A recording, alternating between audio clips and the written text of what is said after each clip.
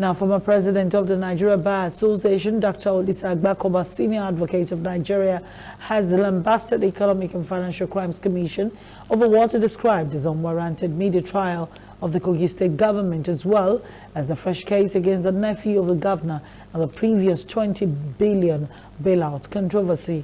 Agbakoba, who spoke to newsmen on the rule of law today, Nigeria Today, held in Lagos, specifically said Efcc was turning itself into a one-man Robin Hood riot gang, which must not be allowed. The former NBA president said how a state spends its money should not be the business of the anti-graft agency. Agbakoba made this known just as he called on all the 18 candidates contesting in next year's general election to clearly state their commitment to the rule of law and the war against corruption.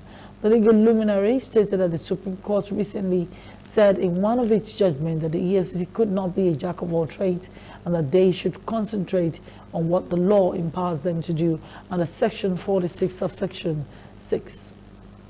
The president says of the rule of law in Nigeria is very precarious and the country needs a revolution to make it the bedrock of good governance. I was so glad to be vindicated by the Supreme Court about 5 months ago.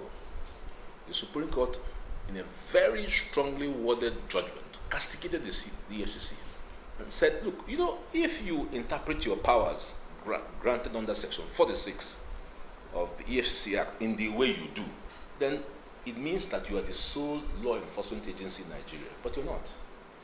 So the Supreme Court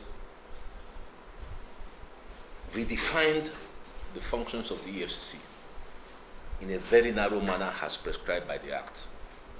It is not for the EFCC to be chasing the Kogi State government and saying, you know what, we're going to cut away papers from the Accountant General's office or whoever